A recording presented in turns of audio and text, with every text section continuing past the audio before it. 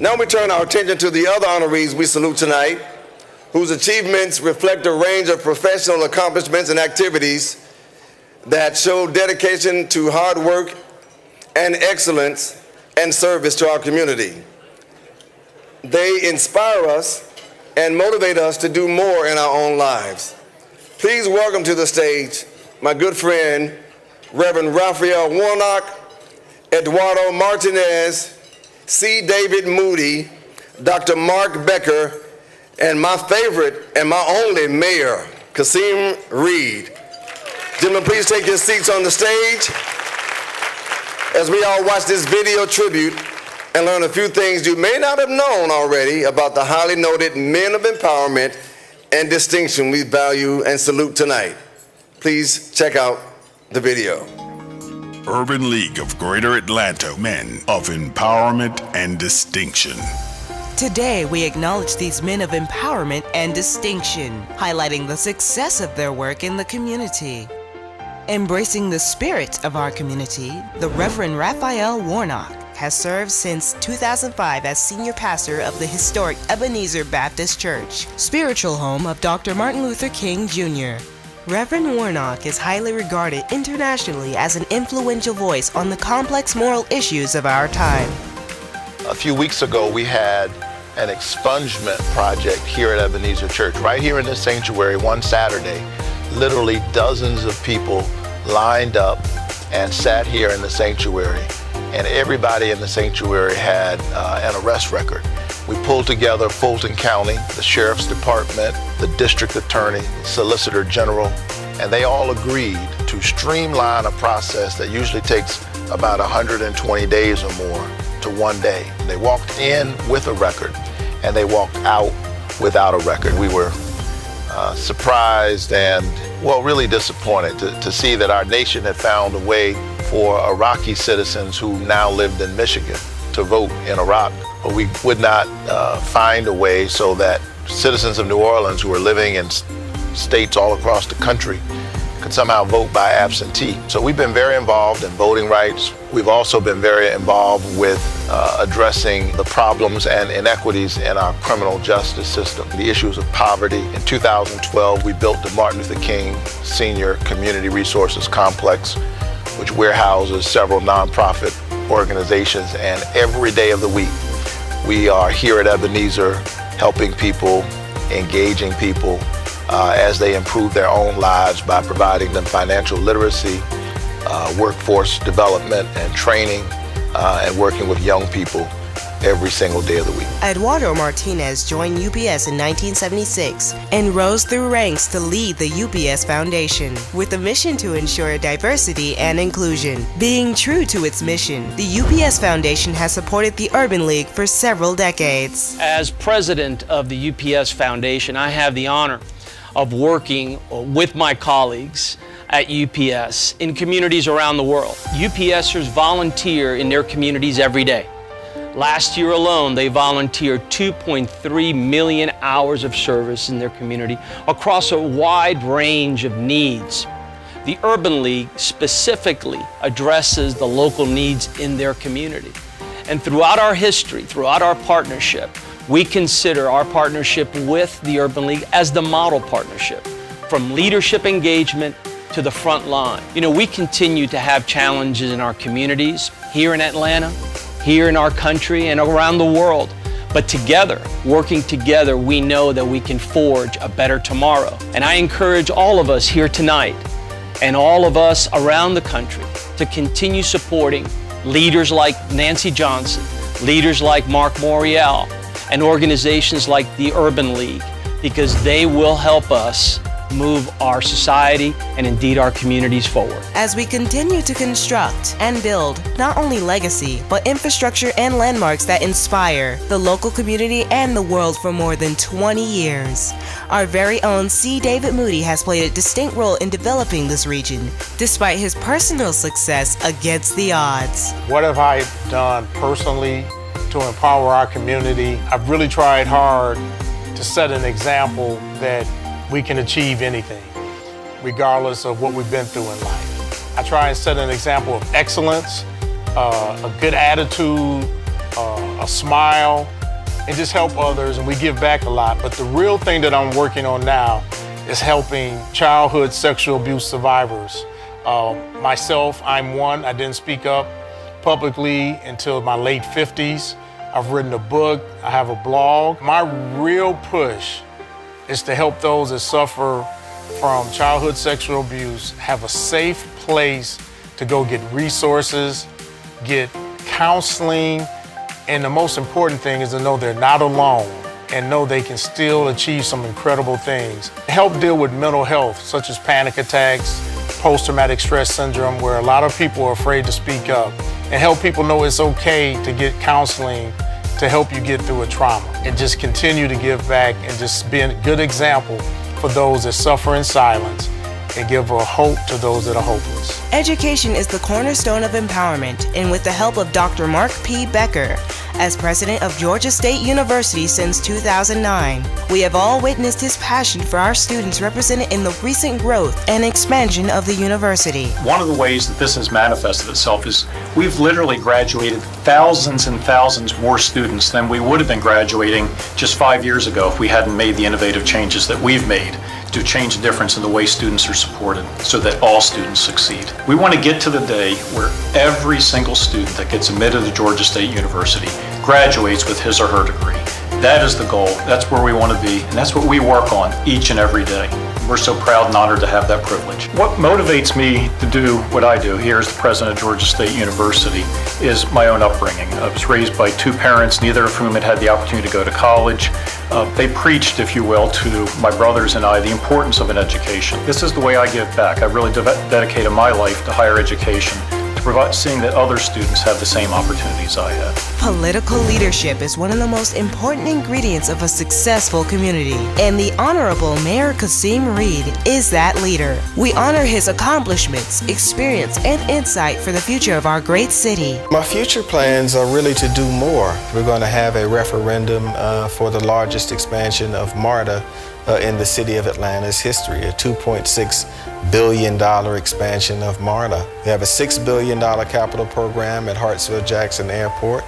We've negotiated a 20-year lease that I'm proud to say will keep the headquarters for Delta Airlines right here at home, and will keep Hartsfield-Jackson Airport as the busiest passenger airport in the world for 18 years in a row.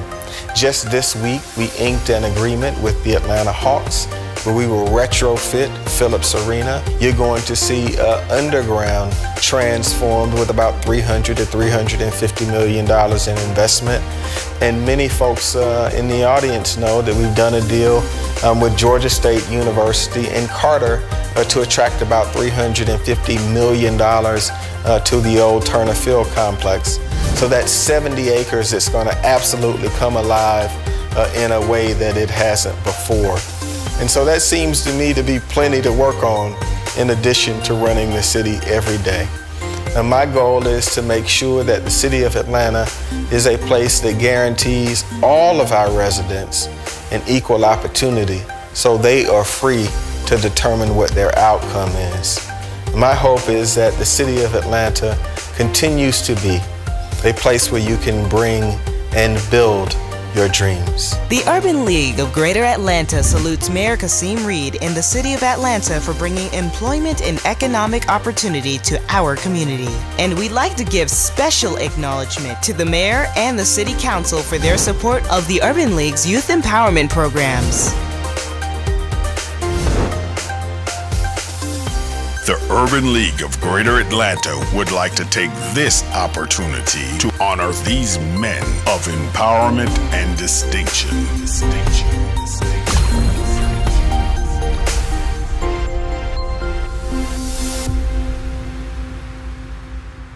If you understand construction here in Atlanta, you understand C.D. Moody in construction.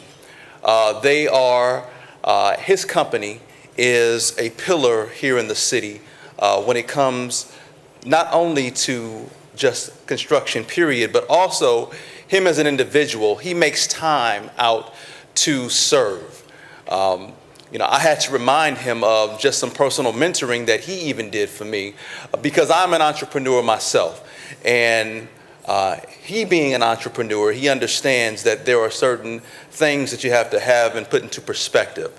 He has specific causes that he's very passionate about, which he spoke to in his video on the screen. So above and beyond, all of the success that he and his company has had, I look at him as a successful husband. I look at him as a successful father. I look at him as a successful person, human being, who's given of his time, his resources over and over again to help those who are less fortunate, and then also those like myself who have a dream to start a business and to do a little bit more here for the city of Atlanta. So that's not on the script, that's coming from me, but I really do admire him as an individual, and am so very honored to recognize C.D. Moody Construction and my friend, Mr. Moody. There you go.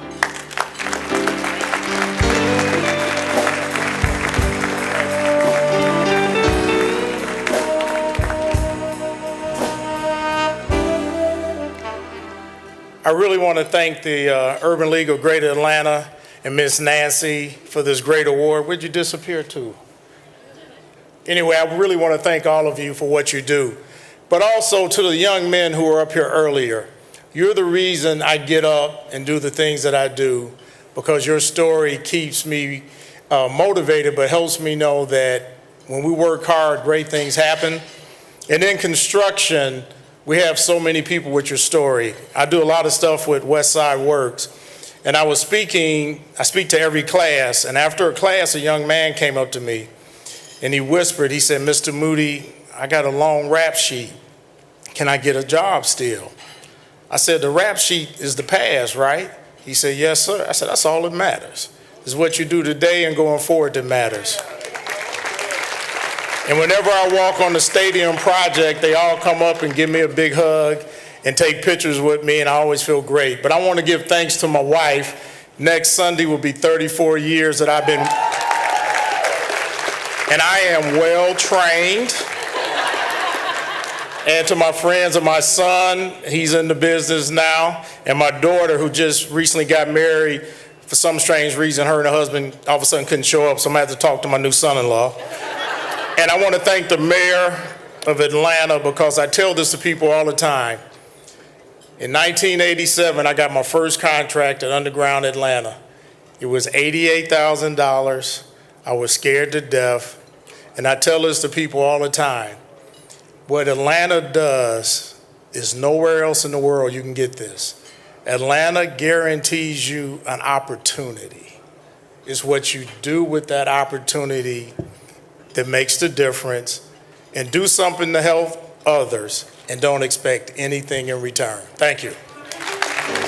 It is my distinct honor and pleasure to be standing here as a child that grew up in the Baptist church, that has the opportunity to be here to present an award to a distinguished Baptist minister.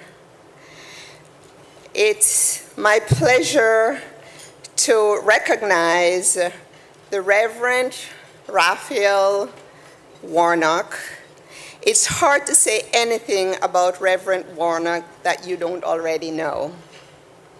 But one of his impacts that the Urban League is heavily engaged in and admires most in the recent leading role in the region's effort to support returning citizens. He is a religious leader with global impact and a champion for civil rights and eradicating poverty. For these and many more reasons, Reverend Dr. Raphael Warnock is recognized in our community as a leader. He's not only a religious leader, but he's a civil rights leader. He cares about the youth in our community. And he spends every waking moment as a Baptist minister and a man of the cloth caring about his community and caring about how he can make a difference in the lives of the people that he interacts with. It is my distinct pleasure as a member of the board of the Urban League of Atlanta and as Senior Vice President of Fidelity Bank that I welcome the Reverend Dr. Warnock to accept this award. Dr. Warnock.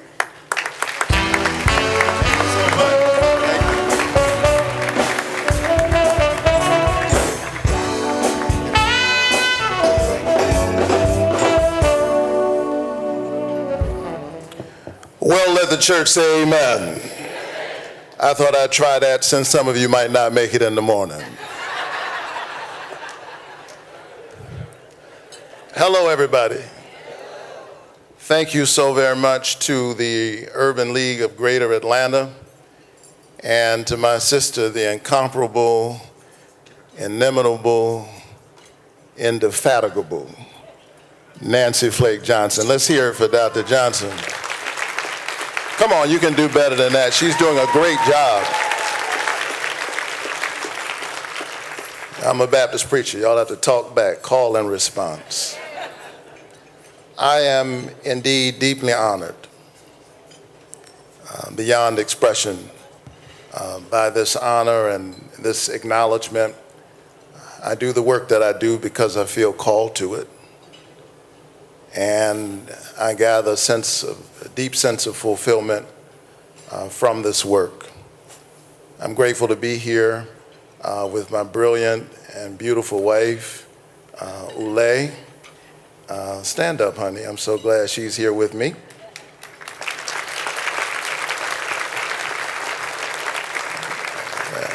The only thing nicer than receiving this award is sitting next to her and the likes of the iconic, legendary C.T. Vivian, who's my other seatmate tonight. Stand up, Dr. Vivian. Come on, I'm just walking. People ask me all the time, what is it like to be the pastor of Ebenezer Baptist Church, the home church of Martin Luther King Jr., to walk in his shoes. But as I think about Dr. King and I think of C.T. Vivian and others who walked with him, I'm very clear that it is not my job to try to walk in anybody's shoes. I tried to do that as a young toddler. You've seen children do that. You look cute, but you don't get very far walking in daddy's shoes. My job is not to walk in anyone's shoes, but to stand on the shoulders of Dr. King and C.T. Vivian, Andy Young, John Lewis, the legendary Joseph Lowry, so many others, Ella Baker, Fannie Lou Hamer, those who've done the work and in whose debt we will forever find ourselves. I'm deeply grateful tonight because people see the end of your story. They don't know the chapters that lead to the story that they see unfold before their very eyes. I'm clear every morning before I make my way to the Ebenezer Church that while I stand in King's pulpit, I was born in Caton Homes housing projects on the west side of Savannah, Georgia. I've been blessed to get many accolades, to receive an excellent education, both at Morehouse College and at Union Theological Seminary, advanced degrees. But my father was a Pentecostal preacher, a small church not well known. He was a preacher and a businessman, Brother Moody. He was a preacher and a small businessman. More specifically, my father was a preacher and a junk man. He preached on Sunday morning, but his salary from the church never could have paid our bills. Monday through Friday, he picked up old cars that other people had discarded and recycled them, and that's how he took care of our family. But on Sunday morning, he took off his dirty clothes, put on his work clothes, and the man who spent all week picking up metal and cars and stuff that other folk had thrown away stood up before working class and poor men and women and told them that there is a God who in a real sense is a junk man, that he goes around picking up people that other people have thrown away, have discarded because they do not see the treasure in their trash. And so if our work has been effective at all, it is perhaps because I have a junk man's hermeneutic. I see the value in all of God's creation, and how inspiring has it been tonight to see these young men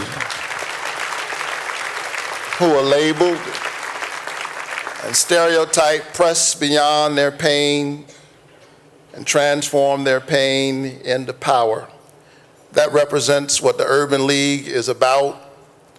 It represents the best of our civil rights tradition, our black church tradition, and in a real sense, our civil rights organizations and our church have always worked together. There is no National Urban League, there is no NAACP without the black church. Howard Thurman said, by some amazing but vastly creative spirituality, the slave undertook the redemption of a religion that the master had profaned in his midst. In other words, the NAACP and the National Urban League really simply represents the liberationist tradition of the black church. And the black church is the National Urban League on its knees on a Sunday morning. Our piety and our protests, our religion and our resistance go hand in hand. So thank you so much, Urban League, for this honor. It inspires me to keep on keeping on.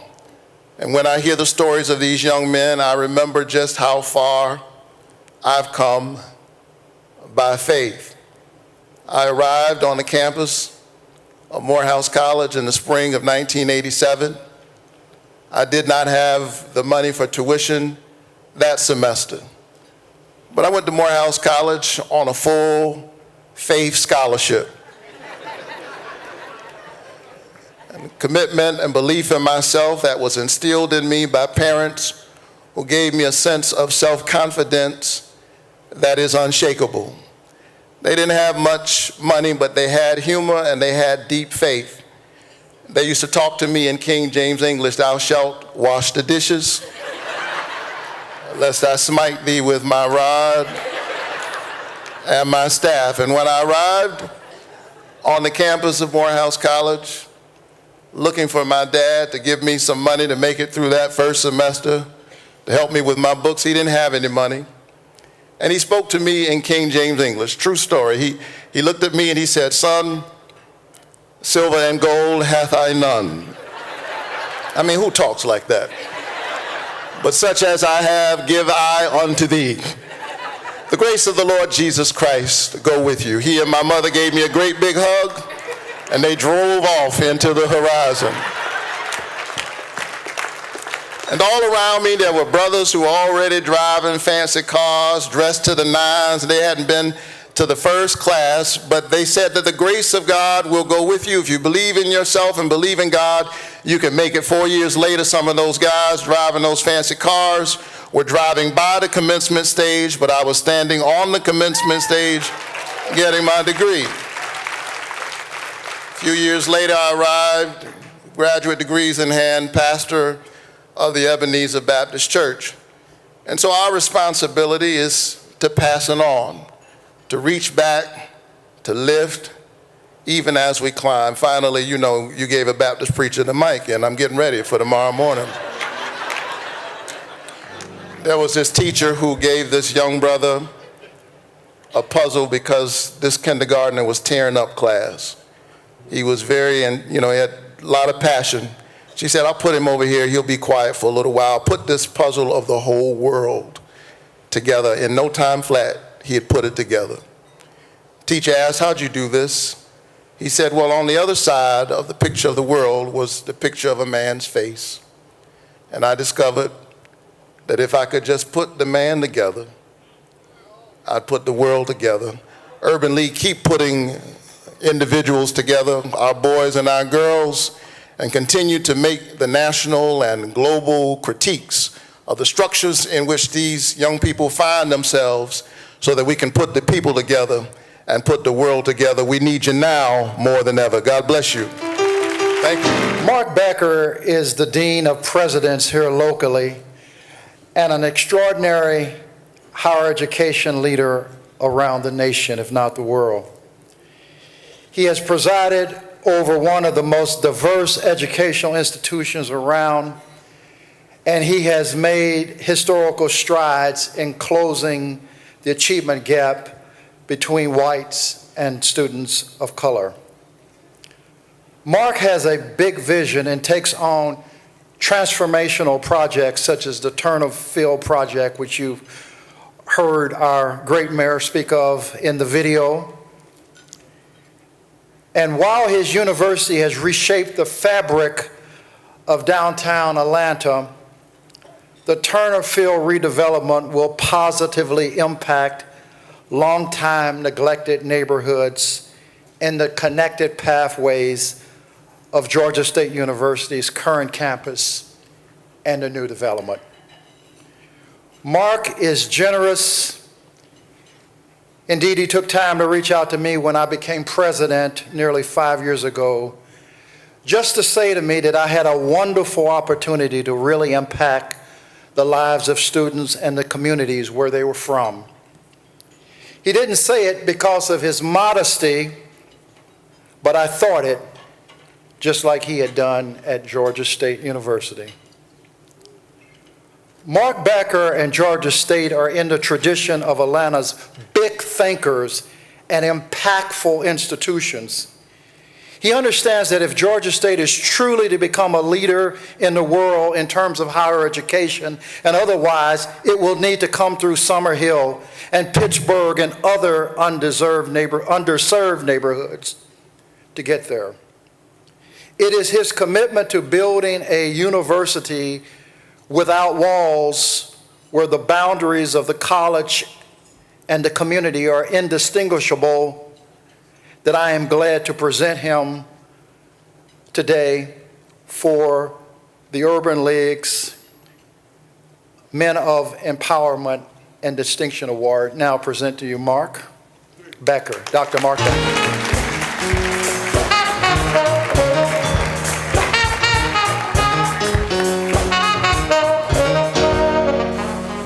Wow.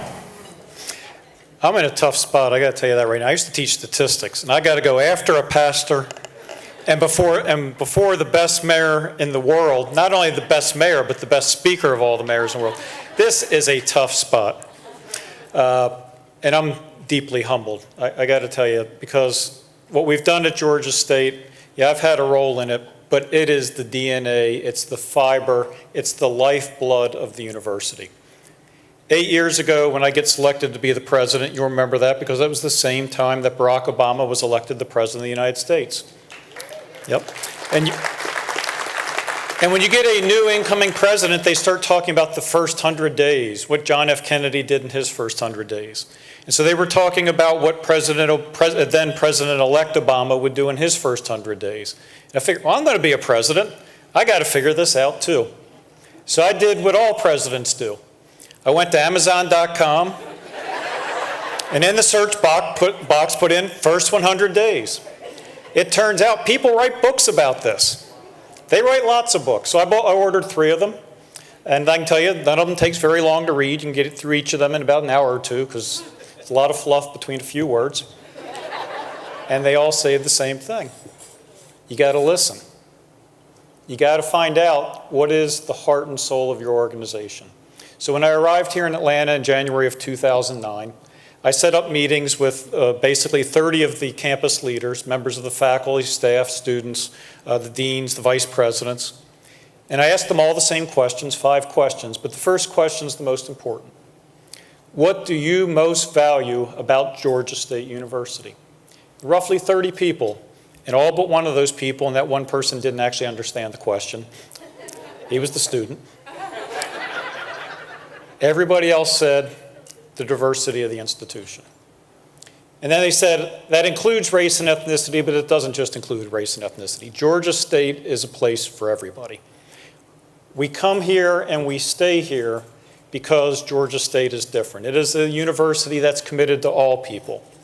Not just rich people, not just white people, black, white, African, Asian, Hispanic, mixed race, all ages. Every year in December in a few weeks we'll have graduation again. Typically we'll have somebody around 80 to 85 years old graduating. We'll have somebody 18 years old on a fast track. So I knew right then and there that the university had a soul and that we could do something with this. And so the question was, how far do we reach? And so as we went into our strategic planning in 2010, the faculty, God bless their souls, said we want to improve graduation and retention rates. And that's really good. But we went out and asked the community leaders about it. They said, well, that sounds good, but I don't know what it means and I don't know I should care. So we set a different goal for ourselves. And that goal was really simple. We would be a national model demonstrating that students from all backgrounds can achieve success at high rates. Now, I actually have a different way I've talked about this, and I've written about it in my blog. We want to be the university where Dr. King's dream, that children come to the university, men and women come to the university, and they'll be judged on the content of their character, not the color of their skin, not the amount of money in their bank account or their parents' bank accounts. And that's what we've achieved. We're the only large public institution in the country where, whether you're African American, white, Asian, Hispanic, mixed race, the graduation rates are the same. That is Dr. King's dream, and we're so proud to deliver that.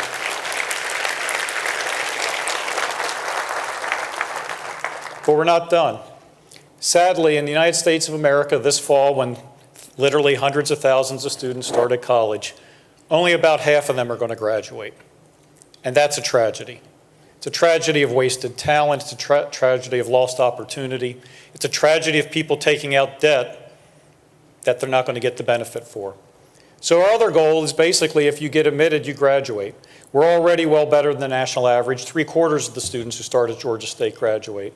But our work is not done. And it's with recognition like this that we go back every day to do the good work that we do. So I thank you, I'm deeply humbled, and I need to give a shout out to my wife, Laura Voisinay, who is Georgia State's ambassador, who gives tirelessly of herself every day so that our students can have the opportunities like she and I have had that our parents had not had. So thank you, deeply appreciate it. Eduardo Martinez, as a corporate representative, I realize the difficulty of the work that he has to do, the internal advocacy that he has to do to make the impact that he has. He certainly personifies the kind of global citizen that we hope the next generation will emulate.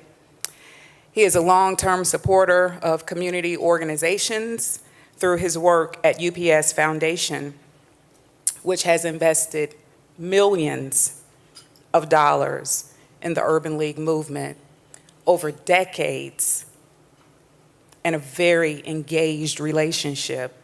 Do you know how difficult it is to get millions of dollars from your corporations?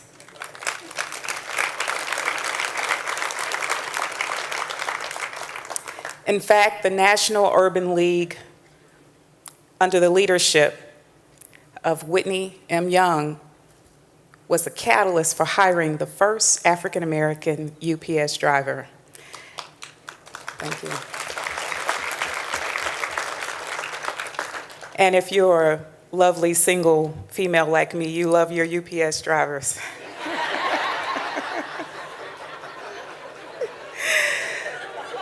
Sorry, I had to throw that out there.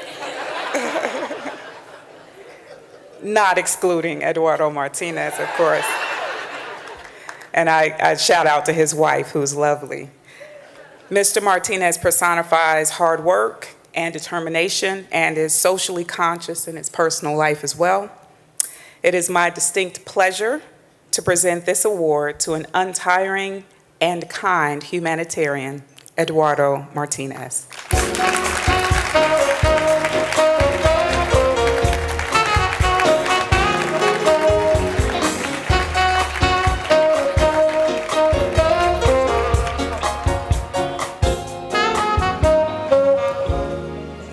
Thank you, Tiffany, for that very gracious introduction. And thank all of you for coming here tonight. Good evening, everyone. And I am truly humbled to receive this honor, which has been presented to many champions of equal opportunity in our community and indeed our nation, including my distinguished fellow honorees tonight. This is particularly special to me because my relationship, UPS's relationship with the Urban League, is a very personal one, a generational partnership that spans 55 years. Thank you. Working together, helping, advocating the underserved, the marginalized, bringing hope and opportunity to all members of our community. I'm an immigrant. In fact, I came to this great country as a refugee with my parents as we fled a communist Cuba over 50 years ago.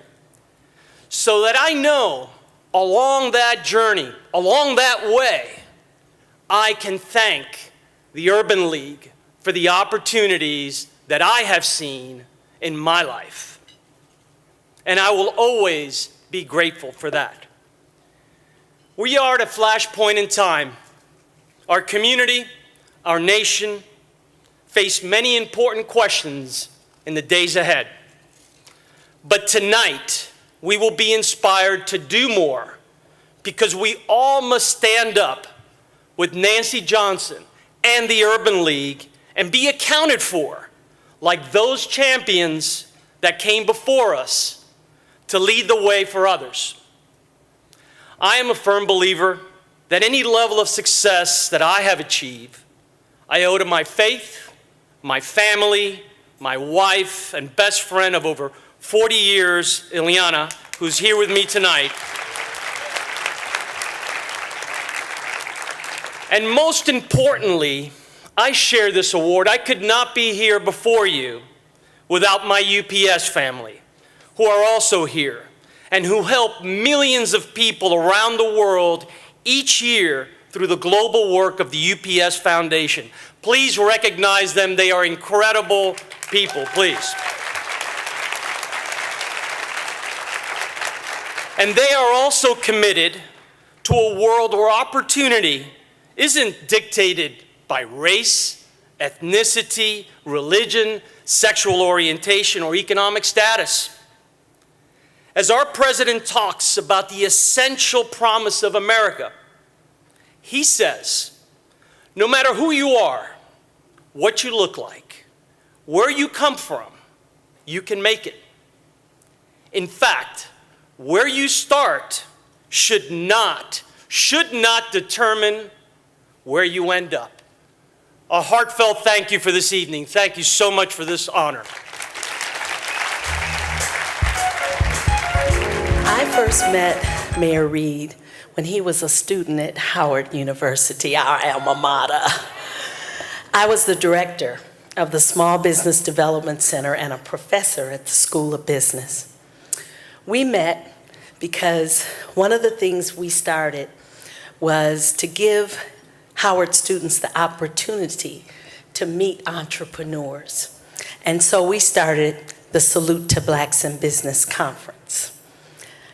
Well, one day, Mayor Reed showed up at my office. I'd never met him, of course.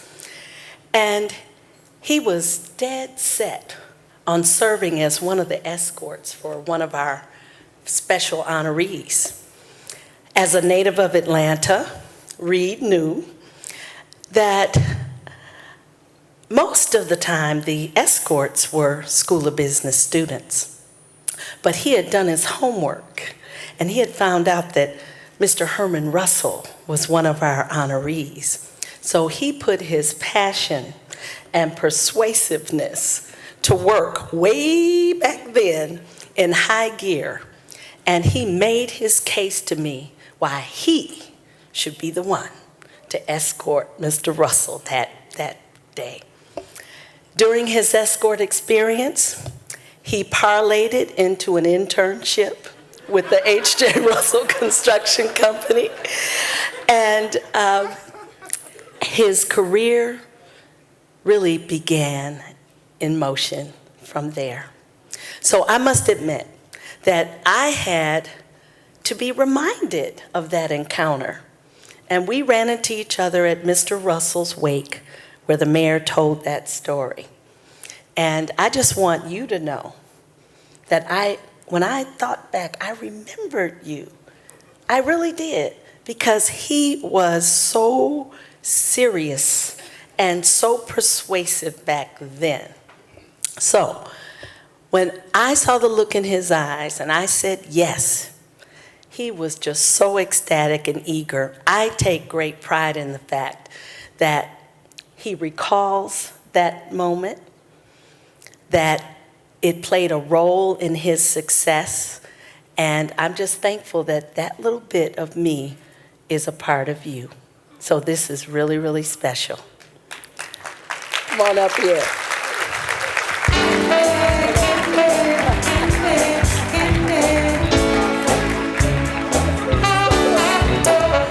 So come on up here. So fast forward.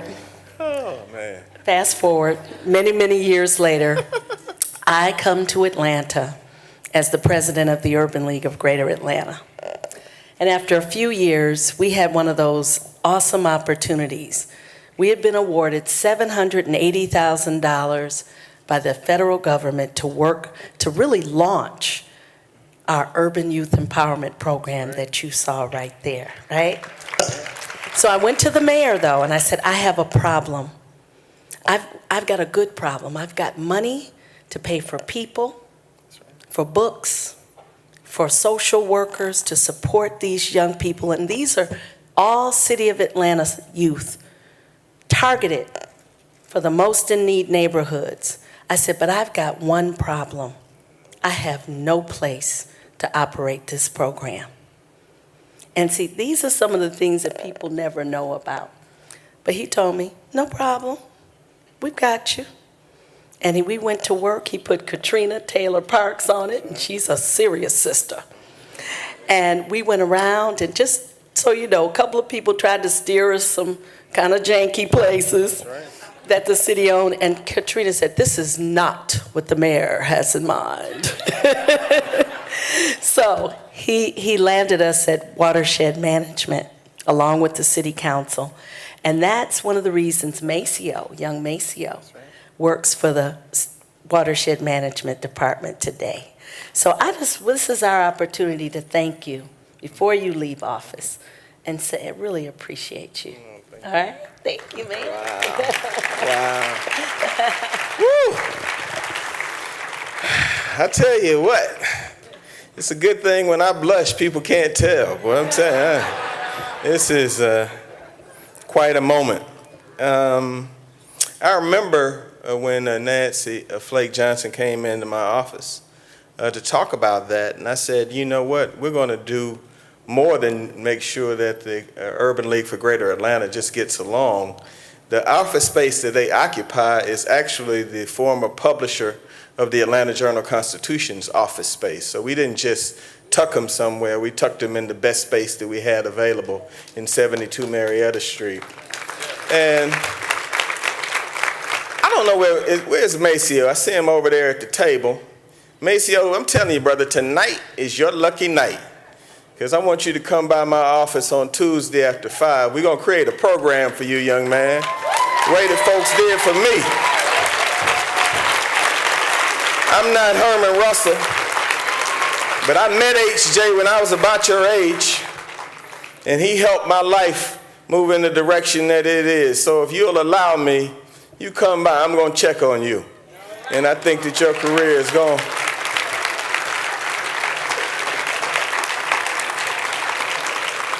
take off, because that's what nights like tonight are all about. I'm telling you, ladies and gentlemen, I need it tonight. I came in here dragging a little bit after last Tuesday. I've been dragging a little bit.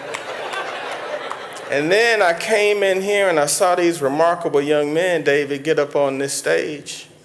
And you know, President Becker and Eduardo and Raphael and myself, we're some pretty special guys. But we were not the headliners tonight. The headliners tonight were those young men standing right there, and that is exactly.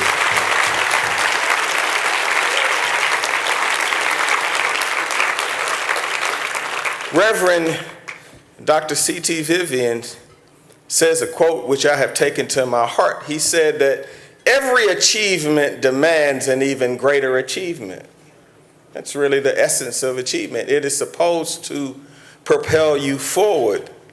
The reason that tonight means so much to me is that I know that the Urban League is needed now more than ever.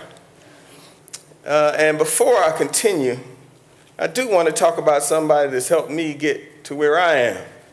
And I'm going to borrow a line from our 44th president that I don't think can be improved upon. My wife, Sarah Elizabeth Reed, is here tonight. And the president used the line that every man who's married in America needs to copyright and use himself. She is not my equal, she is my superior. Ladies and gentlemen, Sarah Elizabeth, will you please stand up and let everybody see you?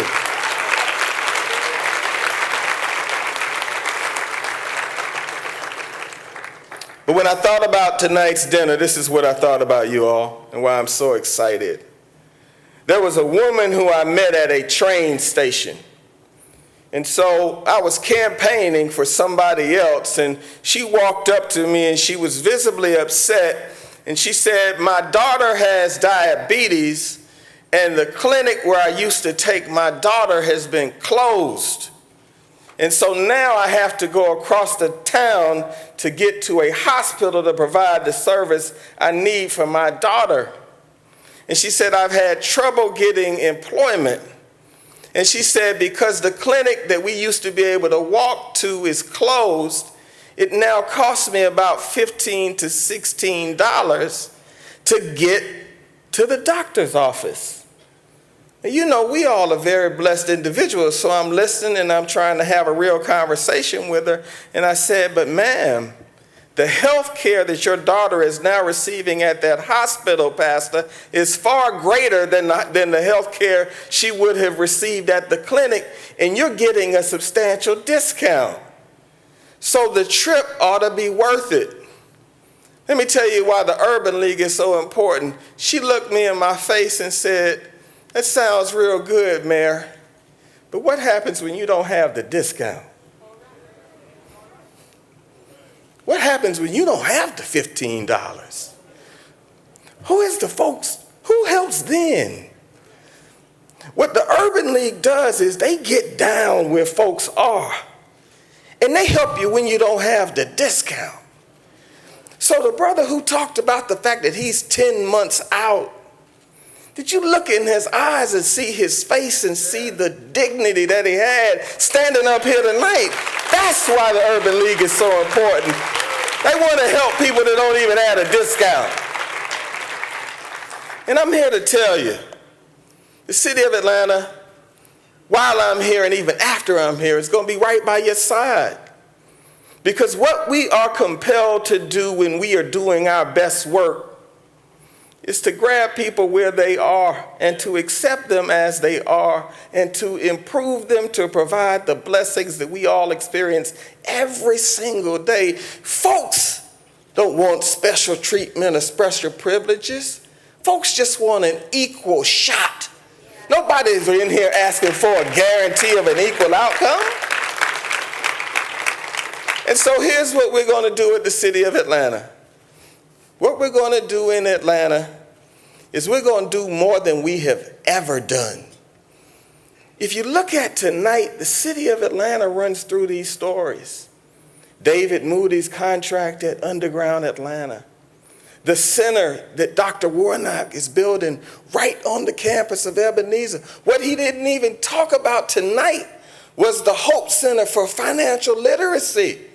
Eduardo didn't talk about tonight the $400 million complex the UPS is building at the end of ML King with 1,250 jobs where people will have a fair shot and a fair shake. What President Becker didn't talk about tonight was the fact that Georgia State is reclaiming a part of Atlanta that was made promises for decades and decades and decades, and because of him, they're going to get a fair shot and a fair shake. Y'all, Urban League's doing great work tonight.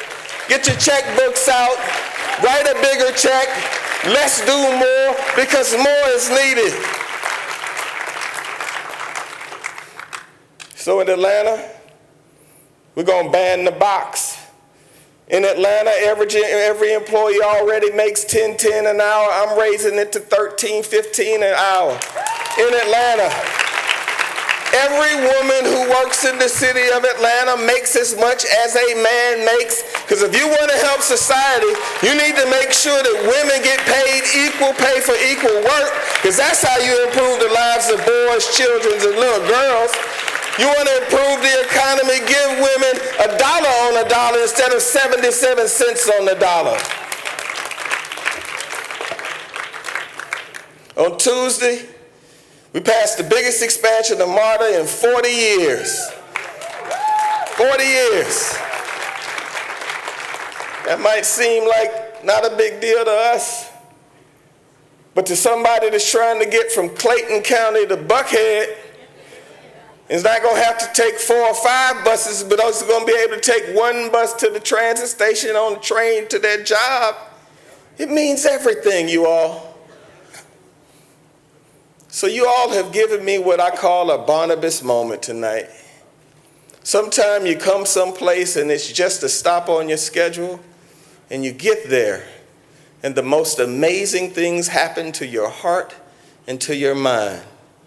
So I'm grateful for what you have given me tonight. And what I want you all to remember as you go forth, and after we listen to After 7, and I can't wait till they sing Ready or Not.